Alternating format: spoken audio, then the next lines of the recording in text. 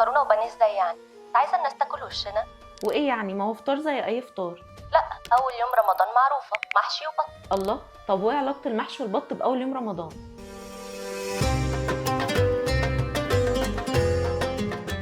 القصة بدأت بأم حبيبة الست الشقيانة اللي كانت بتطبخ أكل في البيت وتبيعه علشان تأكل ولادها، لحد ما ناس من جيرانها ابنهم رجع من السفر أول يوم رمضان، وكان بقالهم أكتر من 15 سنة ما شافوهوش لأنه كان مسافر برا مصر، وطلب من أم حبيبة إنها تأكل الشارع كله محشي وبط على الفطار. وفعلا أم حبيبة وقفت وطبخت أكل للشارع كله، ومن وقتها وابن الجيران ثبت ميعاد أجازته في مصر أول يوم رمضان، وبقى يكرر الموضوع ده كل سنة لحد ما الراجل ده مات، وابنه بقى بينزل مصر اجازه اول يوم رمضان كل سنه، وبيكرر اللي ابوه كان بيعمله بنيه افطار صائم على روح باباه. والعاده دي انتشرت من الشارع ده للشوارع اللي حواليه، لحد ما بقى كل ستات البيوت في مصر بتعمل محشي وبط اول يوم رمضان، واي عزومه بتيجي في الشهر بيقوموا عاملين محشي وبط. والموضوع ده بعد ما كان في نطاق شارع واحد بقى روتين سنوي بيتكرر في البلد كلها، ولحد النهارده محدش يعرف السبب ده كان وراه ام حبيبه.